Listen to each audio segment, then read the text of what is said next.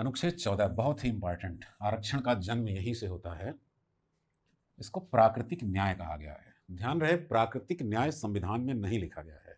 अनुच्छेद 14 के प्रावधानों के नाते उसको नेचुरल जस्टिस या प्राकृतिक न्याय का नाम दिया गया है। हम बताते हैं कैसे।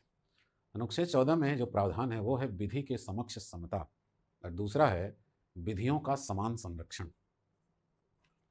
विधि के समक्ष समता का मतलब होता है कि विधि के सामने सभी व्यक्ति समान होंगे, किसी के साथ कोई भेदभाव नहीं किया जाएगा, चाहे वो कोई राजा हो या रंक हो, विधि सबके साथ समान व्यवहार करेगी। जैसा कानून में लिख दिया गया है वैसा ही माना जाएगा। जैसे सब इंस्पेक्टर की वैकेंसी आती है और उसमें लिखा है कि 21 साल का कोई व्यक्ति होगा, ग्रेजुएशन कर चुका होगा, 168 सेंटीमीटर उसकी हाइट होगी, तो वही व्यक्ति इस परीक्षा के लिए योग्य होगा। अब आप बताइए, क्या ये SC ST जनरल OBC के लिए अलग अलग मानक है? नहीं, एक ही जैसा है। यानी उस विधि के समक्ष सभी लोग समान रूप से आंके जाएंगे। इसको विधि की स्थापित प्रक्रिया बोलते हैं। विधि की स्थापित प्रक्रिया यानी जैसा विधि में स्थापित कर दिया गया है वैसा ही किया जाएगा। समझिएगा ध्यान से। इसका अर्थ तो सभी लोग जानते हैं कि विधि के समक्ष सभी लोग समान होंगे, पर दूसरा जो है विधियों का समान संरक्षण, इसका क्या मतलब है? कई बार कंफ्यूजन में लोग पड़ जाते हैं, सभी विधियों को एक जैसा माना जाएगा, ऐसा कुछ नहीं। संरक्षण उसका होता है जो कमजोर पड़ जाता है। पर्यावरण का संरक्षण यानी पर्यावरण कमजोर पड़ रहा है। किसी जीव जंतु का संरक्षण, इसका मतलब वो कमजोर पड़ रहे हैं। यहाँ क्या है? विधियों का संरक्षण यानी विधि कमजोर पड़ रही है, उसको मजबूत बनाना है। कैसे होता है ये? चलिए, जो 21 साल का है, ग्रेजुएशन कर चुका है, 168 सेंटीमीटर हाइट है, वो दरोगा की परीक्षा में बैठेगा। लेकिन आप मुझे बताइए कि क्या हमारे देश के सभी युवक या युवतियां ग्रेजुएशन करने में सक्षम हैं? क्या उनकी आर्थिक स्थिति ऐसी है कि वो ग्रेजुएशन कर सकते हैं? सभी लोग नहीं कर सकते। बहुत लोगों के पास स्कूल जाने तक का अवसर प्राप्त नहीं होता, उनकी आर्थिक स्थिति ऐसी होती है।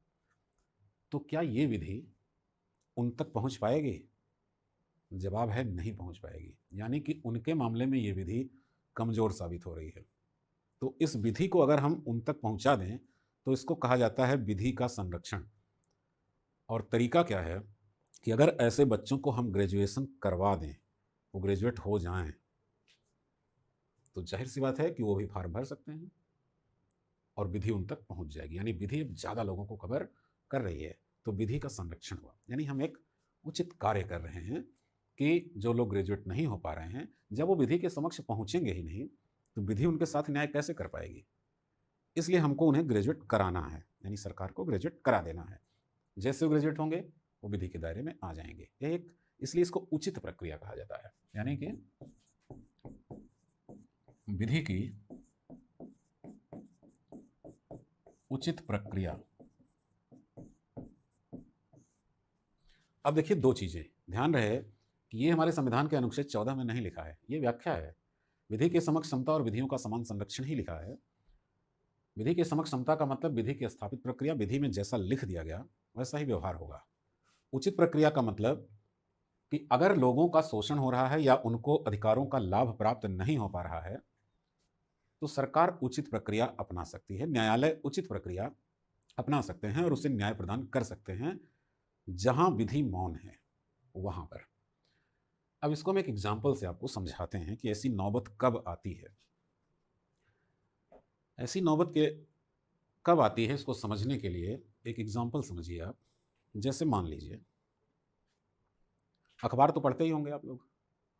अखबारों में खबरें आती हैं, महिलाओं के साथ छेड़खानी में 2 युवक नामजद। 2 युवक, 4 युवक, 1 युवक। खबरें तो आप पढ़ते ही हैं, अक्सर निकलती हैं, हर पेज पर आप पढ़ते होंगे, क्योंकि घटनाएं हो रही हैं, FIR दर्ज हो रहा है, खबरें आ रही हैं। लेकिन क्या कभी आप ऐसा भी पढ़ते हैं कि पुरुषों के साथ छेड़खानी में 2 महिलाएं नामजद? नहीं पढ़ते कभी भी। लेकिन क्या आपको लगता है कि ऐसा होता नहीं समाज में? होता है।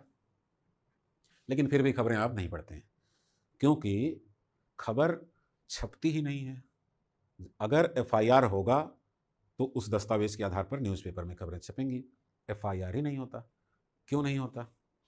क्योंकि जब कोई पुरुष इस तरह का कार्य करता है तो भारतीय दंड संहिता में उसके खिलाफ बहुत सारे सेक्शन हैं जिसमें पुरुषों के इस कृत्य को अपराध घोषित किया गया है। लेकिन जब कोई महिला इस तरह का कार्य करती है तो भारतीय दंड संहिता में ऐसे किसी कार्य को अपराध के रूप में वर्णित ही नहीं किया गया। यानी महिलाओं के ऐसे कार्य को अपराध माना ही नहीं गया है भारतीय दंड संहिता में। इसलिए एफआईआर दर्ज हो ही नहीं पाता और खबरें आती नहीं हैं। सवाल यह है कि क्यों नहीं दर्ज हुआ? तो जवाब यह है कि 1860 में लिखी गई हमारी भारतीय दंड संहिता में उस वक्त जब ये विधि बन रही थी तो माना जाता था कि इज्जत और आबरू भारतीय महिलाओं का गहना होती हैं और किसी महिला से अपनी तरफ से ऐसे किसी कृत्य की कल्पना ही नहीं की जा सकती थी। माना जाता था कोई महिला ऐसा करेगी ही नहीं, इसलिए ऐसे किसी अपराध का प्रावधान नहीं किया गया। लेकिन आज बहुतायत में ऐसी घटनाएं देखी जाती हैं, तो यानी कि महिलाओं के द्वारा पुरुषों का भी शोषण होता है, लेकिन कानून में प्रावधान न होने के नाते कोई मुकदमा दर्ज नहीं हो पाता और आप खबरें नहीं पढ़ते हैं। इस पर सुप्रीम कोर्ट की एक टिप्पणी है।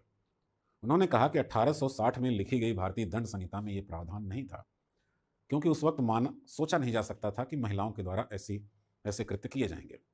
लेकिन आज बहुत कुछ बदल चुका है, हमारी संस्कृति बदल रही है और ऐसे समय में व्यवस्थापिका और कार्यपालिका को यह निर्देश दिया जाता है कि वह भारतीय दंड संहिता में संशोधन करें और महिलाओं के द्वारा किए जा रहे ऐसे कार्यों को अपराध के रूप में घोषित करें। जब तक वो ऐसा नहीं करते हैं तब तक कोई शोषित पुरुष अगर हमारे समक्ष उपस्थित होता है, यानी कि न्यायालय के समक्ष उपस्थित होता है, तो हम उसे विधि की उचित प्रक्रिया के तहत न्याय प्रदान करेंगे। अब देखिए, अब सीधे तौर पर समझ लीजिए, विधि के समक्ष समता यानी विधि की स्थापित प्रक्रिया का मतलब विधि में जैसा लिख दिया गया है वैसा ही कार्य न्यायपालिका और संस्थाएं करेंगी। जहां कुछ नहीं लिखा गया है लेकिन अधिकारों का हनन हो रहा है, वहां भारत में न्यायालय विधि की उचित प्रक्रिया को अपना सकते हैं। इसको कहा जाता है विधि का शासन, जिसका कॉन्सेप्ट इंग्लैंड से लिया गया है। विधि का शासन यानी विधि के अनुसार न्याय।